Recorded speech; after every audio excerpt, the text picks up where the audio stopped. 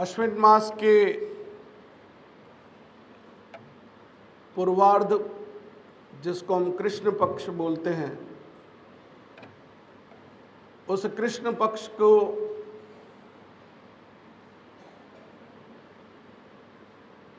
पंद्रह दिन और भाद्रपद मास के पूर्णिमा वो 16वां दिन। तो भाद्रपद की पूर्णिमा से लेकर अश्विन मास की अमावस्या तक ये 16 दिन जो हैं ये पितृपक्ष कहलाते हैं। यहां पर एक बात बच्चों समझने की है कि पितृपक्ष अपने परिवार के जितने पूर्वज हैं, और वो पूर्वज कौन कौन से हैं, पिछली 7 पीढ़ियों तक आपके दादा, जिनके पिता नहीं हैं तो उनके पिता, फिर दादा, फिर परदादा, फिर पितामह, ऐसे करके 7 पीढ़ियों तक जिनको हम इस समय स्मरण करते हैं,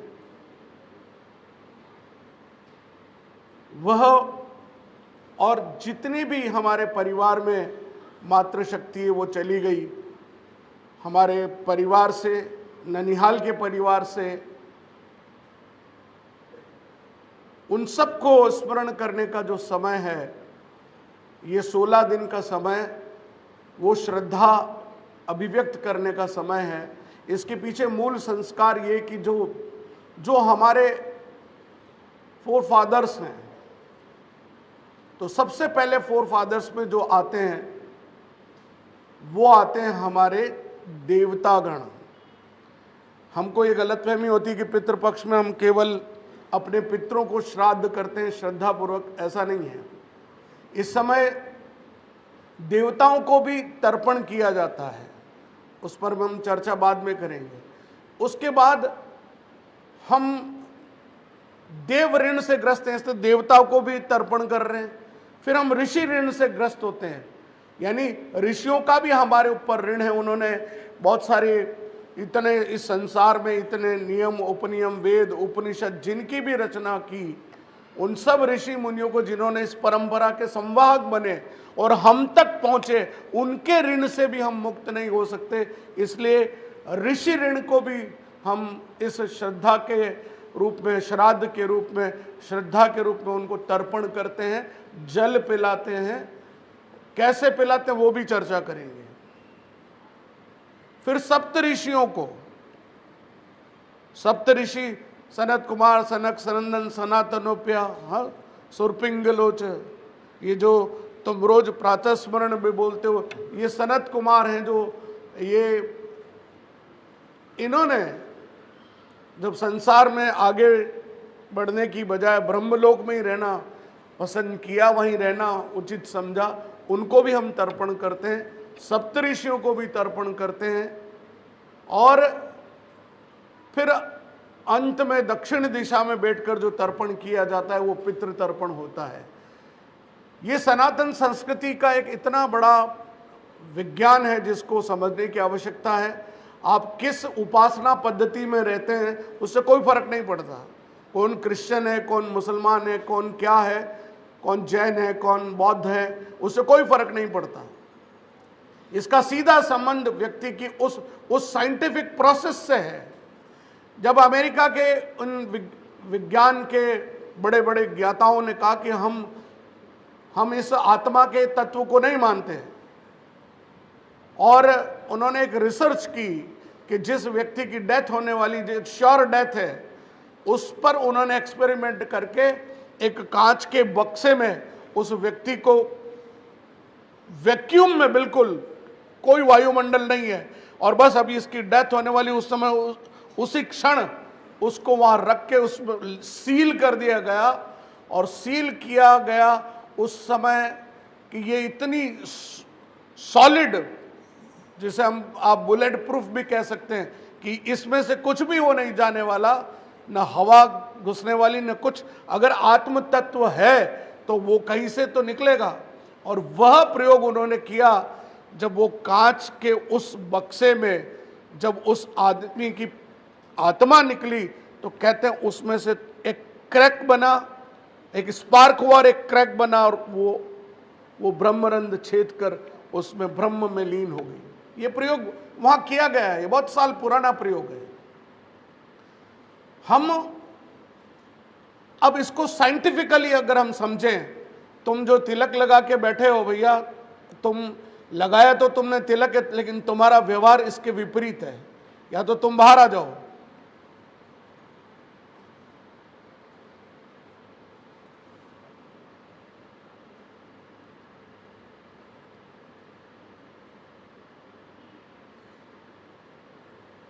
वहीं बैठ जाइए।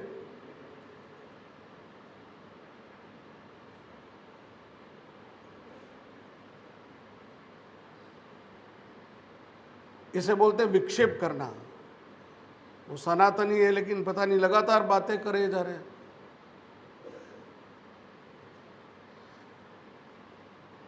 तो पितृपक्ष में ये जो पिंड दान किया जाता है, सनातन संस्कृति में पिंड दान करते हैं। अब करते तो सब हैं जो जो सनातन धर्म को मानते हैं, लेकिन ये नहीं जानते इसके पीछे लॉजिक क्या है। ये जो हमारा जो शरीर है, इस पर ये चंद्रमा की कलाओं से प्रभावित होता है। क्यों? क्योंकि सब पृथ्वी के सबसे ज्यादा नजदीक कोई है तो वो चंद्रमा है, और चंद्रमा की कलाएं व्यक्ति के पूरे जीवन को प्रभावित करती है। हमारे जीवन में भी 27 दिनों का चक्र होता है, महिलाओं के भी 27 दिनों का जो चक्र होता है, वैसे ही हम सब के जीवन में 27 दिन के चक्र। चूंकि हमारा ग्रह 27 नक्षत्र हैं, ये नक्षत्र, इसको सामान्य भाषा में समझाने के लिए गांव वालों को, भाई ये चंद्रमा की पत्नियां हैं, और चंद्रमा जो है रोहिणी पर, आज बाय द वे रोहिणी नक्षत्र भी है, रोहिणी पर उसका ज्यादा प्रेम था, ऐसा यूं मानते हैं।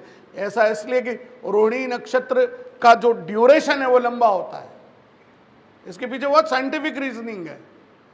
तो इस 27 दिनों के अंदर जब इसका जब कैलकुलेशन किया जाता है, तो पृथ्वी के इस पूरे चक्र में सबसे नजदीक पृथ्वी के चंद्रमा की इन दिनों में होता है, अश्विन मास में सबसे नजदीक होता है।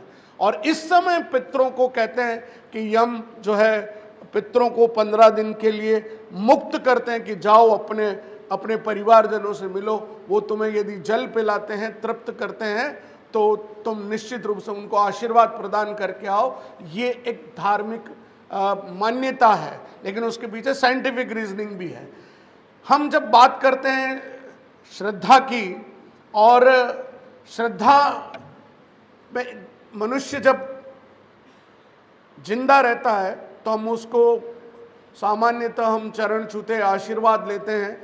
जब वो चला जाता है दुनिया में, तो हम एक चीज कहते हैं कि उसके लाश को जलाने के बाद, उस देह को जलाने के बाद जो बच जाता है उसको हम कलश में लेते हैं, उसको हम फूल बोलते हैं।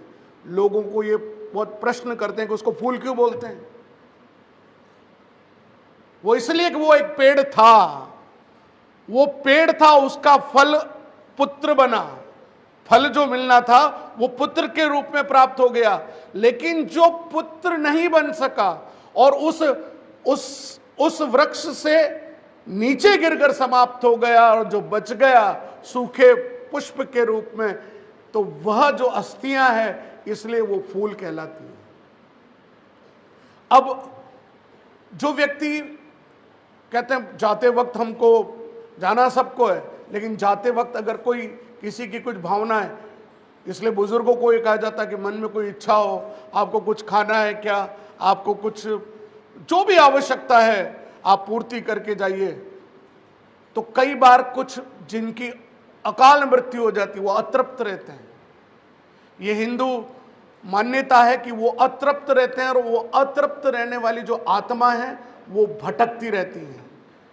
पुराणों के अनुसार वो आत्माएं मुक्त नहीं हो पाती, ऐसी आत्माओं की मुक्ति के लिए तीसरे वर्ष जिस दिन मृत्यु होती है उसके तृतीय वर्ष उसका श्राद्ध कर्म किया जाता है। इन 3 वर्षों में वो भटकती हुई आत्मा को मुक्ति मिल सके, इसके लिए उस श्राद्ध में उपक्रम जब किया जाता है तो उसका त्राण होता है। त्राण का मतलब ही मुक्ति है। कई बार ये होता है कि हमारे जो लोग समझते नहीं है, उसको मैं थोड़ा सा उस ढंग से समझाता हूँ। जब आप रात को बिना पानी पिए, आपकी प्यास लग रही है, लेकिन आप बिना पानी पिए सो जाते हैं, और जब आप अंतिम समय में आपके दिमाग में पानी रह गया, तो जब आप सोते हैं तो आप अलग अलग जगहों पर जाकर कभी झरने पे पानी पी रहे हैं, कहीं मटकी पर पानी पी रहे हैं, ये सपने आने शुरू हो जाते हैं। क्योंकि आपका जो सबकॉन्शियस माइंड है वो अनकॉन्शियस हो चुका है। लेकिन वो सबकॉन्शियस माइंड उस अनकॉन्शियस कंडीशन में भी, जो बॉडी आपकी फिजिकली आप नींद में है, लेकिन आपका दिमाग उस चीज को कनेक्ट करता है, और जो ही कनेक्ट करता है आपको सपने में वो पानी नजर आने लगता है। तो जब आप उस समय आपको सपने में पानी आने से आप तृप्त तो नहीं हो जाते हैं, क्योंकि प्यास तो भौतिक शरीर को लगी है, लेकिन सूक्ष्म शरीर जो है वो उस बात का चिंतन करता रहता है, इसलिए वो प्यास आपको सपने में लग रहा है कि मैं पानी पी रहा हूं, होता कुछ नहीं। लेकिन ठीक वैसे ही जब आप तृप्त नहीं होते हैं, कोई व्यक्ति देह छोड़ देता है और उसके आत्मा को कर्मों के अनुसार उसकी गति नहीं मिलती, तो ठीक वैसी स्थिति में वह आत्मा भटकती रहती है। और जब कहते हैं कि जल पिलाया जाता है तो वो तृप्त होकर आशीर्वाद देकर पुनः अपने स्थान पर चली जाती है। तो इन 15 दिनों में कुछ न कर सके तो कुछ नहीं तो 3 कुशा के टुकड़े लेके, ये सामान्य सिद्धांत है, उसमें जल भर के और कुछ काले तिल डालकर और दक्षिण दिशा में बैठकर, और स्त्रियां भी कर सकती है, तर्पयंताम तर्पयंताम तर्पयंताम। जो भी अपने दादा परदाता जो भी गए, केवल 3 बार अंजलि छोड़नी होती है। ठीक है, जिनको समय मिले वो पूरा करें। मैं 15 दिन तक तर्पण करता हूँ, मेरा अपना सिस्टम है, मैं ये नहीं कहता सबको करें, लेकिन आप 2 दिन तो कर ही सकते हैं। वो 2 दिन कौन से?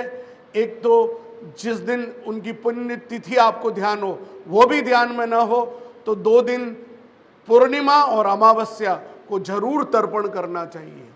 एक छोटा सा, इतना सा दूध लेकर, एक जो परात होती है उसमें जल भरकर, उसमें काले तिल डालकर और 3 कुशा के तिनके लेकर, और तर्पयंताम, इस तरफ से यहाँ से आपने जल भरा, तर्पयंताम तर्पयंताम तर्पयंताम, ये 3 बार करने मात्र से उनको तृप्ति मिलती है और वो आपको आशीर्वाद देते हैं और आपके प्रगति में सहायक बनते हैं, because they are connected with the God.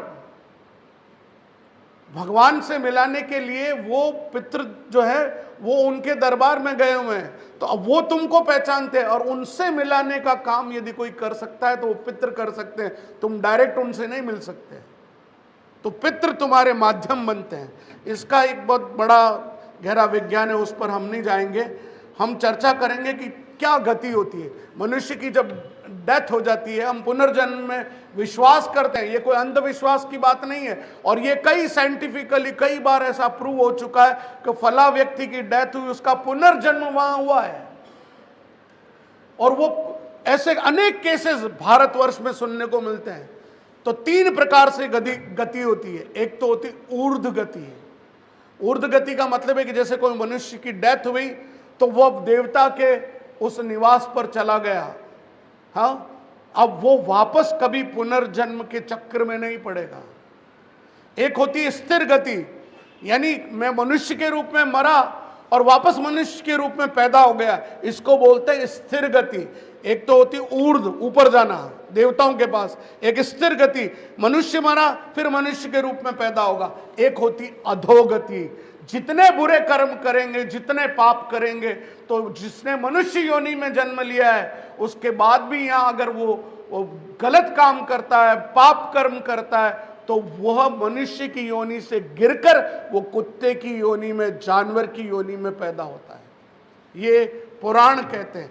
तो 3 गति होती है व्यक्ति की, ऊर्ध्व गति, स्थिर गति अधोगति।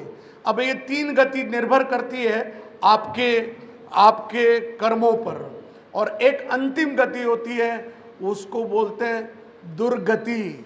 वो दुर्गति क्या होती है कि जब भी वो पैदा होगा वो दुर्घटना से ग्रस्त होगा और कीड़े मकोड़े के रूप में जन्म लेगा, फिर दुर्घटना से ग्रस्त होगा, फिर किसी और योनि में जन्म लेगा, फिर दुर्घटना से ग्रस्त होगा। इसको बोलते हैं दुर्गति। ये सब निर्भर करता है हमारे कर्मों के आधार पर।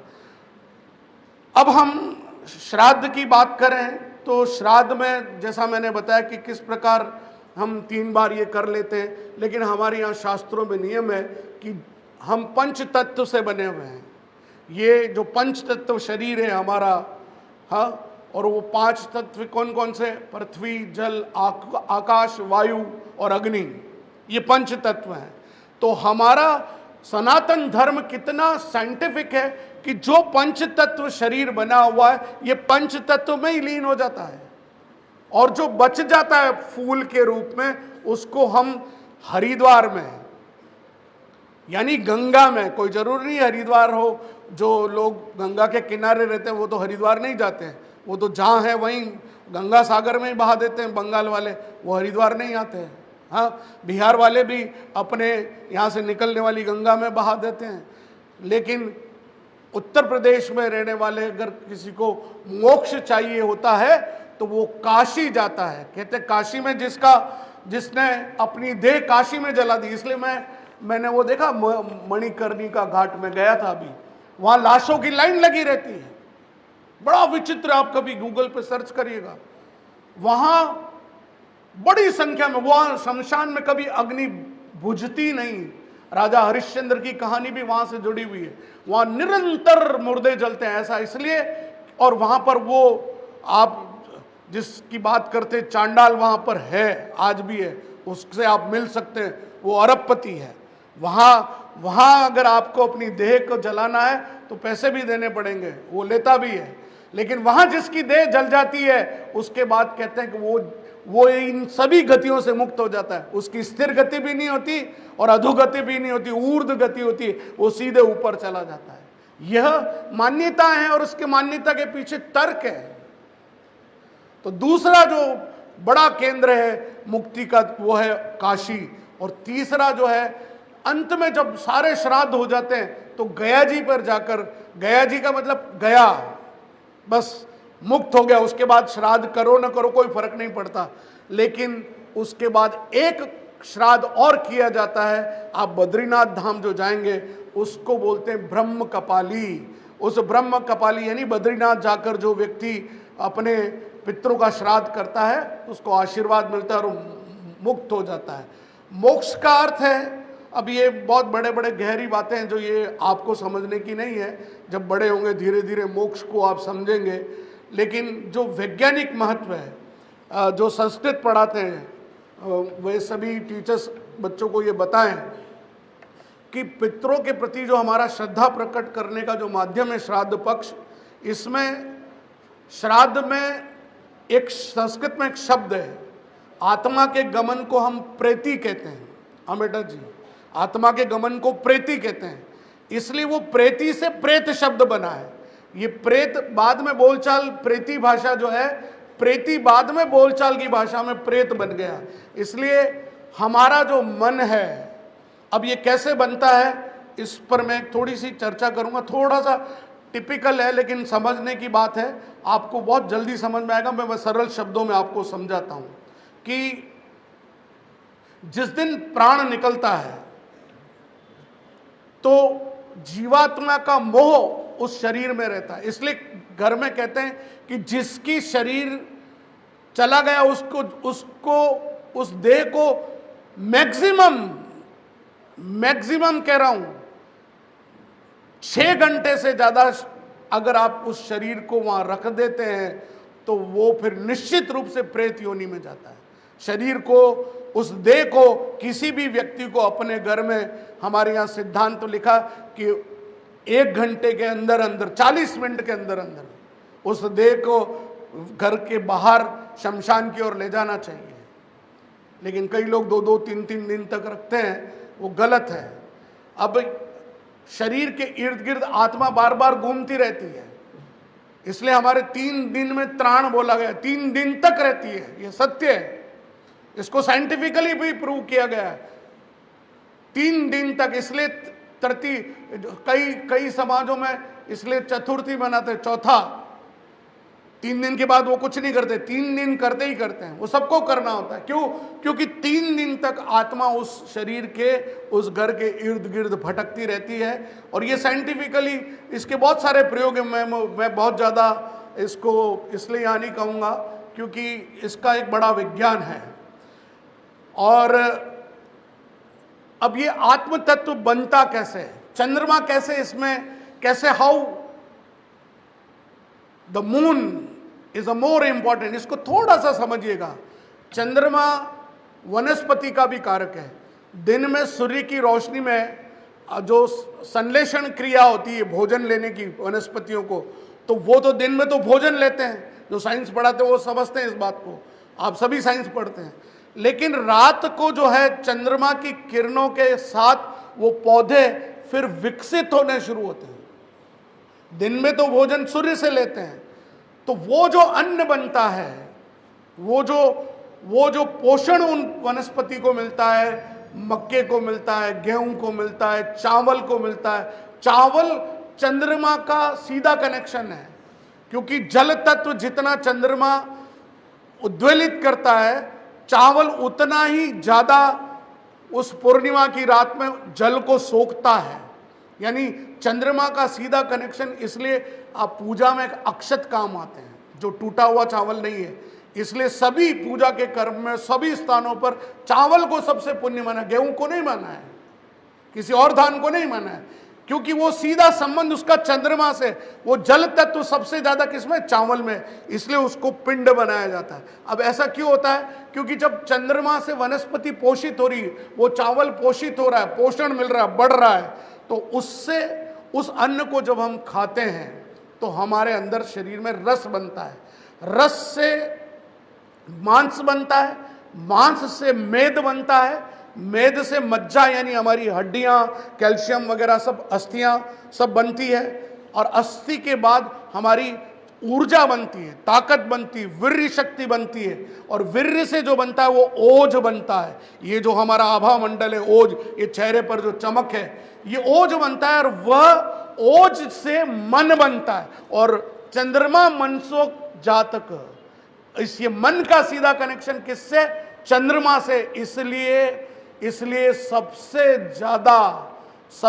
ज्यादा हार्ट अटैक पूर्णिमा को होते हैं, सबसे ज्यादा, क्योंकि इसका सीधा कनेक्शन वहां से। सबसे ज्यादा पागलपन यदि साइंटिफिकली प्रूव्ड है, सबसे ज्यादा, आप पता करिएगा, गूगल पे सर्च करिएगा कि पूर्णिमा के दिन लूनेटिक, पागल को बोलते हैं लूनेटिक, है ना, चांद मारा हिंदी में इसको हम यूं बोलते हैं। वो इसलिए है कि चंद्रमा की कलाओं का सीधा संबंध इससे होता है, इसलिए वो कई लोग पूर्णिमा की रात को पागल हो जाते हैं। इसलिए हमारे शास्त्रों में कहता है कि जैसा खाओगे अन्न वैसा बनेगा मन। ये है उसके पीछे साइंटिफिक रीजनिंग। कई बार हम जानते नहीं, लेकिन बोले चले जाते हैं कि हाँ हो रहा है। तो दाह संस्कार के समय चंद्रमा जिस नक्षत्र में होता है, वो मन भी उसी ओर अग्रसित होता है, और प्राण मन को उस ओर ले जाता है। इसलिए 27 दिन के चक्र में, 27 नक्षत्रों में जब चंद्रमा घूमता है, तो 28वें दिन फिर उसी नक्षत्र में आ जाता है। ये रोटेशन है, 27 नक्षत्र, ये बिल्कुल साइंटिफिक कैलकुलेशन है।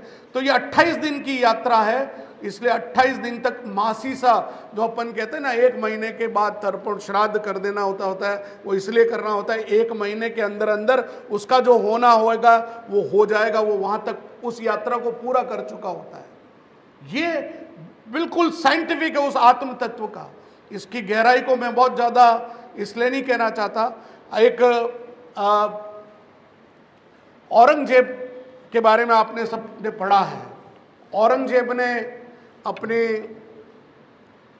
पिता को जेल में भर दिया, जेल में डाल दिया, और उसने जेलर को बोला कि एक काम करिएगा, इसको जितनी रोजाना एक घड़ा जो पानी तुम देते हो इसको रोज कम करते जाना, कम करते जाना। ऐसा इसलिए कि एक दिन फिर ये तड़प तड़प के मर जाएगा।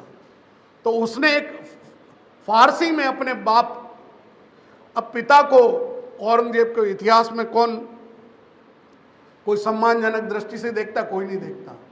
अपने पिता को जिसने जेल में डाल दिया हो, शाहजहां को, तो शाहजहां ने उसको एक दोहा लिख के दिया, फारसी में था। उसका अर्थ यह था कि कैसी नियति है जिस धरती पर हम हैं, हे औरंगजेब सुन, आपका मतलब पानी, हे औरंगजेब तू सुन, तू मुझे जीते जी पानी नहीं दे रहा है, हाँ?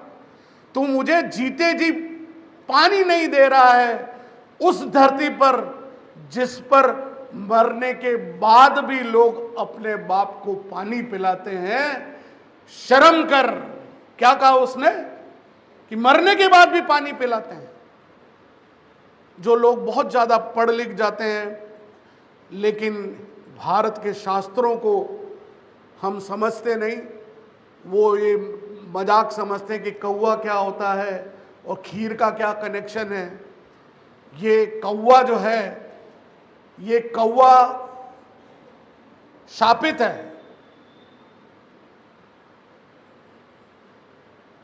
जिसने सीता मैया को चोंच मारी थी तो भगवान ने इसकी एक आंख फोड़ दी थी, लेकिन उसने भगवान से क्षमा मांगी तो भगवान ने कहा कि तेरी एक आंख चली गई कोई बात नहीं, लेकिन मैं तेरे को एक दिव्य दृष्टि देता हूं कि संसार के जितने भी पितृ होंगे उनको तू देख सकेगा और मनुष्य जो है तेरे माध्यम से तुझे जो भोजन देगा वो उनके पितरों को मिलेगा। इसलिए कौवे को खीर खिलाई जाती है। कौवे को इसलिए खीर खिलाई जाती है। और कौवा जो खीर खाता है उसकी साइंटिफिक रीजनिंग क्या है कि कौवा जो भोजन, इस दौरान कौवा और कौवी जो भोजन करते हैं उससे शरीर उनका पुष्ट होता है और उनकी विष्ठा से दुनिया के इस संसार के दो वृक्ष, ये बिल्कुल साइंटिफिक, इसको स्टडी चेक करिएगा कि वटवृक्ष जो है वो इसी कौवे के विष्ठा से पनपता है। ये साइंस कह रही है, मैं नहीं कह रहा हूं। तो कौवा अगर विष्ठा ज्यादा करेगा, ज्यादा खाएगा तो वटवृक्ष पनपेगा और वटवृक्ष को पवित्र माना गया है। बाकी 7, जैसा मैंने आपको बताया, हमें 7 पीढ़ियों को स्मरण करना चाहिए। इसलिए हमें यहाँ हमारे शादी विवाह में भी 7 गोत्र को अवॉइड करते हैं। अब क्यों अवॉइड करते हैं? बहुत समय बाद जब डीएनए की स्टडी हुई और पश्चिमी वैज्ञानिकों ने माना कि वास्तव में भारत की जो परिवार पद्धति है वो इतनी साइंटिफिक है कि 7 घरों के यानी 7 गोत्र को अवॉइड करके शादी जो होती है तो उसके डीएनए में कोई भी प्रॉब्लम, यदि जेनेटिक डिसऑर्डर भी है तो वो ठीक हो जाता है। लेकिन यदि इन 7 गोत्र में जो परिवार की उन्हीं में अगर विवाह होता है तो उसमें कोई न कोई शारीरिक बीमारियां आगे पनपती है। उसके पीछे साइंटिफिक रीजनिंग है। इसलिए हिंदुस्तान में, हिंदू धर्म में 7 गोत्र को अवॉइड करके शादी की जाती है। It is very scientific. अब साइंस कह रहा है इस बात को। बाकी कौन क्या करता मैं उस पर चर्चा नहीं करना चाहता। मैंने बहुत नपे तुले शब्दों में, अब कितने अंश किसके मिलते हैं वो जरूर समझ लीजिए। पिता, पितामह, प्रपितामह, वृद्ध पितामह, अतिवृद्ध पितामह और सबसे बड़े वृद्धातिवृद्ध पितामह, ये 7 पीढ़ियां हैं। इनमें 1 अंश अतिवृद्ध पितामह का, 3 अंश वृद्ध पितामह का, 6 अंश प्रति पितामह का, 10 अंश पितामह का, 15 अंश पितामह का 15 अंश और पिता का 21 अंश व्यक्ति को मिलता है। यानी आपके अंदर आपकी 7 पीढ़ियों के अंश मौजूद हैं, 7 पीढ़ियों के। मैं किसी प्रकार के कोई अंधविश्वास की बात नहीं, बिल्कुल साइंटिफिक बात बता रहा हूं। इस तरह ये इसमें स्वयं के अर्जित 28 पॉइंट और मिला दिए जाएं, ये तो वे 28, तो सही सभी को कैलकुलेट करके 56 ये होते हैं। इस पीपीटी को मैं आपके लिए सभी टीचर्स को भेज दूंगा ताकि आपको लिखने में सुविधा हो। मैंने कौवे के बारे में आपको बता दिया। 15 दिन हमारे काकबली इसको बोलते हैं, कौवे को जो खीर खिलाना है इसको काकबली बोलते हैं। राजा दशरथ का जब तर्पण किया गया तो स्त्रियां भी तर्पण कर सकती हैं। किसी ने ये नहीं समझना चाहिए कि मैं बेटा ही तर्पण करेगा, स्त्रियां भी कर सकती है। क्योंकि सीता मैया ने जब शुभ वेला निकल रही थी कि जब आप श्राद्ध करना है राजा दशरथ का और सामग्री लेने के लिए सब चले गए, तो अब सीता मैया ने रेत लेकर, बालू लेकर उसी का पिंड बनाकर श्राद्ध कर दिया। जब सामान आया तो राम जी ने कहा कि श्राद्ध करना के मैंने कर दिया, कि सामान तो था ही नहीं, तुमने किससे श्राद्ध कर लिया? कि मैंने रेत का पिंड बनाकर श्राद्ध कर दिया। चाहो तो आप पूछ लो। तो वहां पर गाय थी, एक केतकी का पुष्प था और फल्गु नदी थी जहां से रेत उठाई थी। तो तीनों से पूछा कि आप बताओ, और वट वृक्ष जिसके नीचे किया था, ये 4 लोग थे, पूछो इनसे। तो गाय ने, केतकी के फूल ने और फल्गु नदी, तीनों ने झूठ बोला, नहीं हमको तो नहीं पता। लेकिन वट वृक्ष ने बोला कि हां इन्होंने पिंडदान किया, श्राद्ध किया, मैं इसका गवाह हूं। तो उस दिन से मां सीता ने क्रोध होकर उसको श्राप दिया, गाय को भी, फल्गु नदी को कहा कि तू लुप्त हो जाएगी। और आज भी आप जाइए, वो नदी लुप्त है, लेकिन उसकी बालू के जो ही कुरोदोगे तो उसके नीचे से जल निकलेगा। बिल्कुल साइंटिफिक एविडेंसेस, ज्योग्राफिकल एविडेंसेस। गाय को शाप दिया कि तू सब जगह पूजनीय है लेकिन जूठन खाएगी। क्या देखिए कितना, आज गायों को हम देखते हैं कहीं जीवन होता है तो गाय वहां पर उस जूठन खाती मिल जाएगी। गाय को शाप दिया कि तूने झूठ बोला इसलिए जूठन खाएगी। और केतकी को बोला कि तू किसी के पूजा के योग्य नहीं होगा, इसलिए केतकी पुष्प को कभी भी पूजा में नहीं चढ़ाया जाता। लेकिन वट वृक्ष के पेड़ को कभी नहीं काटा जाता, उसके पत्ते को भी नहीं तोड़ा जाता, उसकी पूजा की जाती है। ये मां सीता का वरदान है। फिर कभी चर्चा करेंगे क्योंकि समय की सीमा है। प्राण कितने प्रकार के होते हैं? समान, प्राण, उड़ान, उपान और व्यान। प्राण, ये अंतिम बात समझ लीजिए, प्राण 48 से 64 मिनट में निकलते हैं। व्यक्ति की डेथ होने के बाद प्राण रहते हैं। आपने देखा होगा एक दिन अगर किसी की बॉडी रह जाती है तो उसकी दाढ़ी उगनी शुरू हो जाती है, यानी उसमें वो तत्व मौजूद है।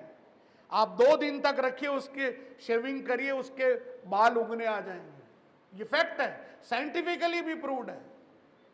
प्राण 48 से 64 मिनट में निकलते हैं। आत्मा 6 से 12 घंटे में उड़ान भरती है। हमारे शरीर में जो अपान है वो 8 से 18 घंटे में जाता है।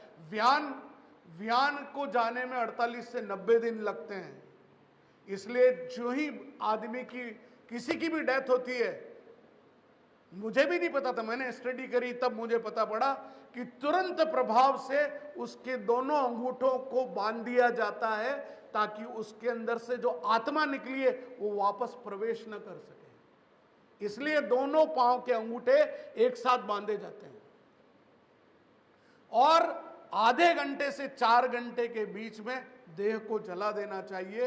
इसके पीछे साइंटिफिक रीजनिंग भी है कि बहुत सारी विषैले तत्व है। विदेशों में तो आपको बॉडी को हाथ भी नहीं लगाने देते।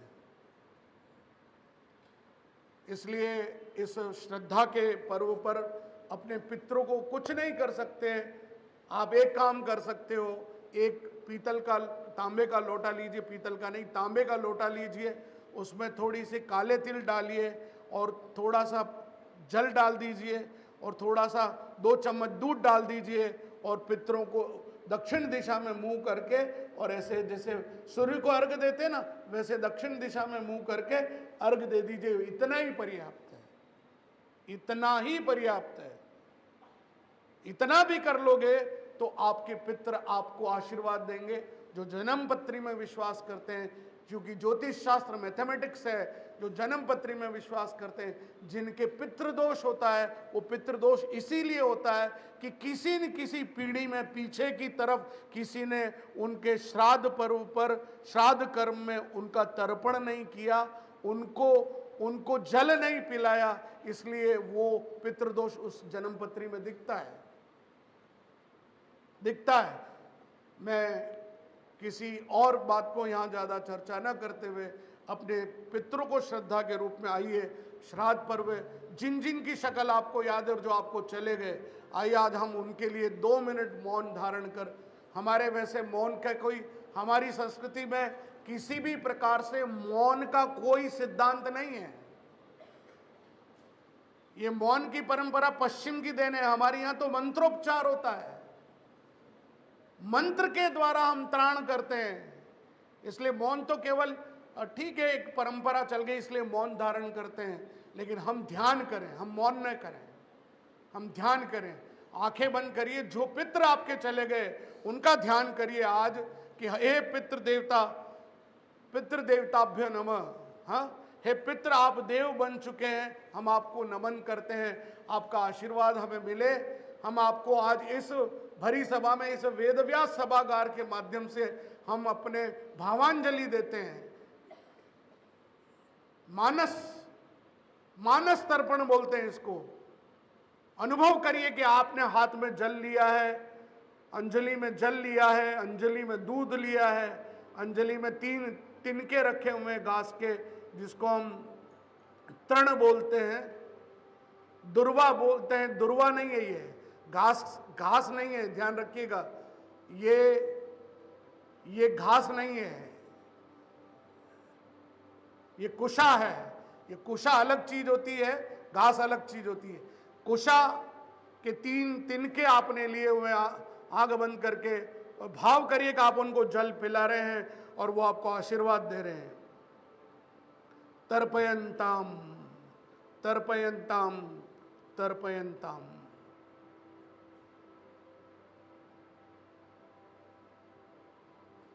और कुछ न कर सके, कंडे पर गुड़ और तिल लेकर 3 बार आहुति दें, स्वधा स्वधा स्वधा। ये स्वधा क्या है?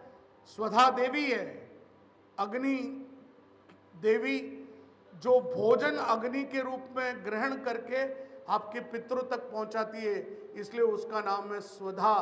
और जो देवताओं तक आपकी इस भोजन को पहुंचाती, जो आप हवन में डालते हैं, उसका नाम है स्वाहा, उसका नाम है स्वाहा।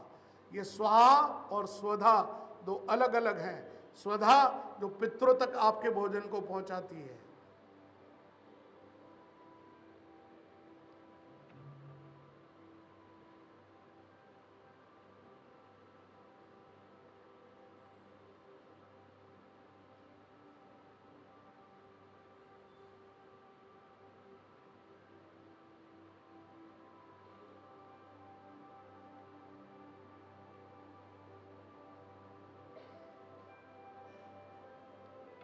बहुत मध्यम स्वर में बोलेंगे और जो मैं कह रहा हूं वो दोहराएंगे, केवल ओम नहीं बोलना है।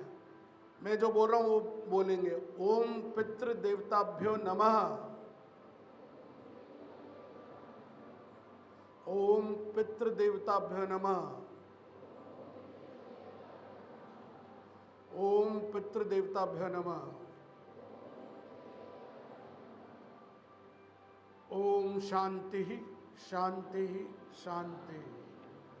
दोनों हाथ हथेलियों पर रगड़िए।